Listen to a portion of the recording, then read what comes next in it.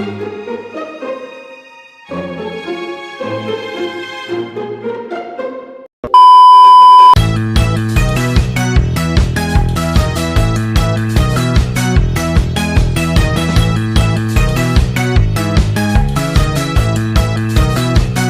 semuanya, semoga kalian lagi santai-santai aja ya. Karena kali ini aku tuh mau cerita-cerita sedikit nih. Sebelumnya, kenalin dulu, nama aku Pradita Setia Pamulang. Akhir-akhir ini tuh aku lagi suka banget baca-baca buku dan aku nemuin sebuah bacaan yang menurut aku tuh menarik banget. Tentang gimana sih orang-orang zaman dulu itu belajar tentang matematika. Padahal di zaman dulu itu belum adanya sekolah, belum adanya teori-teori matematika, bahkan belum adanya tulisan. Tapi mereka sudah bisa belajar tentang angka. Itu adalah poin yang bikin aku penasaran banget. Dan akhirnya aku nemuin sebuah cerita yang menurut aku benar-benar menarik. Tentang Science of Number sama Telemarks. Dimana semua pertanyaan-pertanyaan tadi itu terjawab di dalam cerita. Dan di sini aku mau cerita-cerita sedikit nih ke kalian. Gimana sih isi dari cerita-cerita yang aku baca tadi? Dan nggak usah berlama-lama lagi. Gimana keseruannya? Kita akan masuk ke dalam cerita. Menurut Pak Burton, seorang penulis buku yang aku baca, di mana langkah pertama manusia itu sangat sederhana. Mereka nggak punya angka, nggak punya simbol, tapi mereka punya keyakinan, membedakan satu benda dari banyak benda. Jadi, mereka hanya tahu satu dengan banyak, nggak tahu spesifik jumlahnya berapa. Bahkan, mungkin mereka nggak tahu jumlah itu apa. Bayangin tuh, di situasi zaman itu, mereka berburu, mengumpulkan makanan, menjaga hewan peliharaan, tapi mereka nggak tahu spesifik jumlahnya. Kalau sebagai contoh nih, ketika ada domba yang jumlahnya ada 7, terus besoknya tinggal 6, mereka langsung sadar ada yang hilang. Walaupun mereka itu tuh nggak tahu angka 6 atau angka 7 itu apa. Atau mereka tadi nggak tahu spesifik jumlahnya berapa.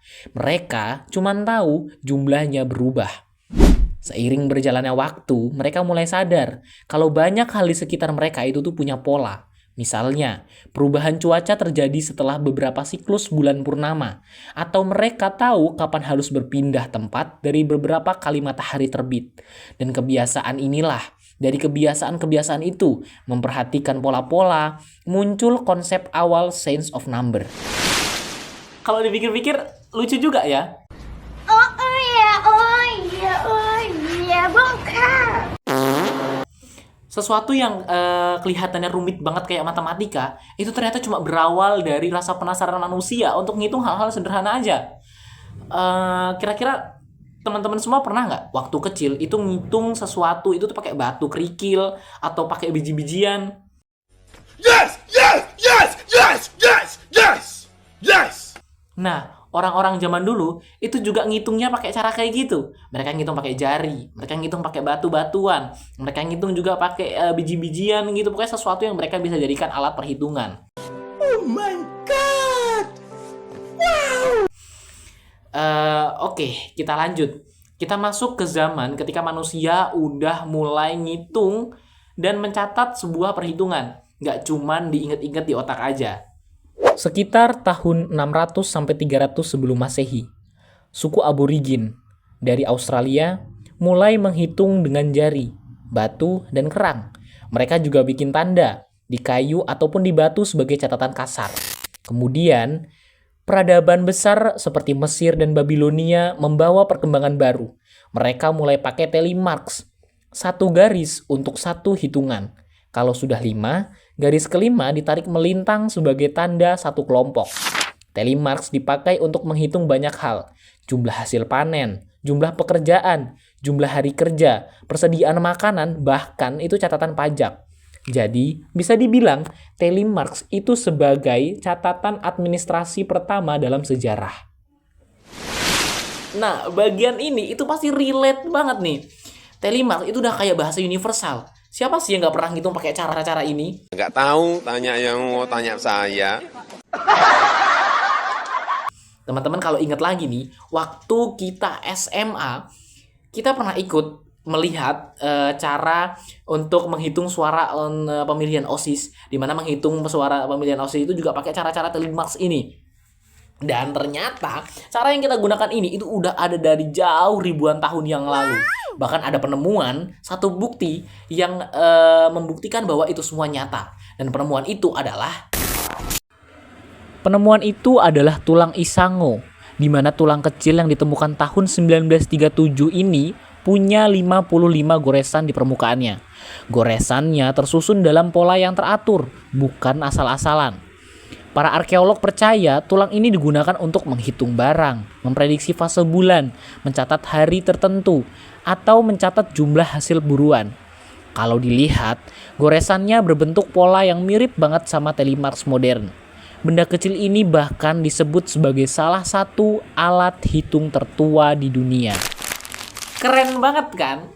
Kadang kita mikir, kalau matematika itu tuh lahir dari orang-orang pintar zaman dulu. Padahal efeknya itu tuh udah kelihatan sejak manusia itu baru belajar untuk bertahan hidup. Nah, semakin lama itu semakin peradaban-peradaban baru itu ngebuat sistem angkanya masing-masing. Dan dari sinilah kekreativitasan manusia itu mulai terlihat. Bangsa Mesir itu ngebuat angka berbentuk hieroglif, garis, lingkaran, simbol orang duduk. Semuanya itu punya makna angkanya tertentu. Dan sedangkan Babilonia itu punya sistem yang lebih rumit dan maju. Mereka pakai sistem berbasis 60. Makanya sampai sekarang jam punya 60 menit dan lingkaran dibagi jadi 360 derajat. Dan sementara itu di Amerika Selatan, suku Inka itu punya cara yang unik banget. Mereka pakai kipu atau kuipu, tali berwarna-warni dengan simpul-simpul yang berbeda. Ada simpul panjang, pendek, besar, kecil, semuanya punya nilainya masing-masing. Kuipu ini itu bukan cuman buat ngitung hal-hal kecil aja, tapi dipakai untuk administrasi negara. Ibaratnya nih, kuipu sebagai data center versi zaman dulu. Jadi jangan salah ya, walaupun simple, tapi sistem-sistem kuno zaman dulu itu bener-bener terstruktur banget. Dan ada satu lagi nih, penemuan angka yang bener-bener bikin dunia jadi heboh. Bahkan karena satu ini, itu sistem matematika sekarang bisa berjalan. Mungkin kalau angka ini nggak ada, sistem matematika sekarang itu nggak bakal berjalan. Angka apa itu? Coba tebak. Dan siapa yang nemuin angka-angka itu? Iya, jawabannya angka 0. Angka yang melambangkan sebuah kekosongan, tapi benar-benar penting di matematika. Dan yang menemukan adalah suku Maya. Mereka bukan cuma menemukan simbol angka 0 aja, tapi juga memakainya dalam sistem hitungan harian dan astronomi. Dengan angka 0, mereka bisa bikin kalender super presisi, menghitung siklus matahari dan bulan, menyusun perhitungan jarak waktu ribuan tahun, membuat perhitungan tingkat lanjut. Sebaliknya, bangsa Eropa sempat menolak penggunaan angka 0 karena dianggap mencurigakan atau tidak masuk akal. Padahal tanpa angka 0, matematika modern nggak akan mungkin ada. Bayangin aja nih, cuma gara-gara satu angka, dunia berubah total. Dari mulai matematika dasar, komputer, sampai teknologi, semuanya butuh angka 0. Wait a minute. Who are you? Nah, sebelum kita tutup, ada satu lagi nih.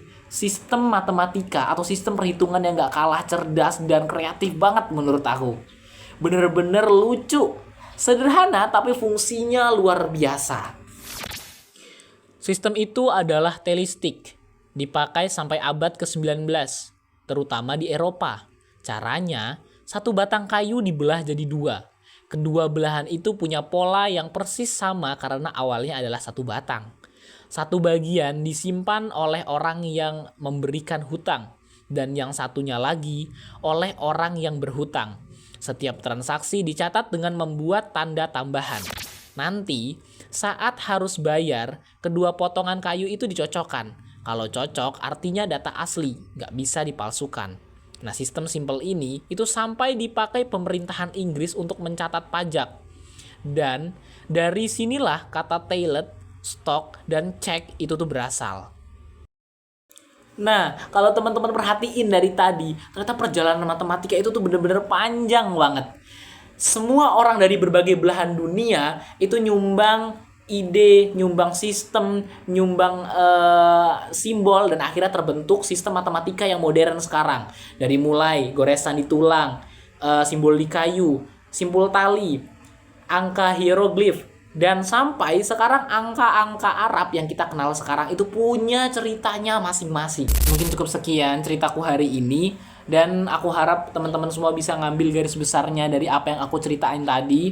Setidaknya bisa bikin kalian mikir lah bahwa ternyata ada sistem kayak gini nih, ternyata ada cara kayak gini nih yang kalian baru tahu. Dan kita ketemu lagi di video selanjutnya dan di cerita berikutnya, itu pun kalau ada.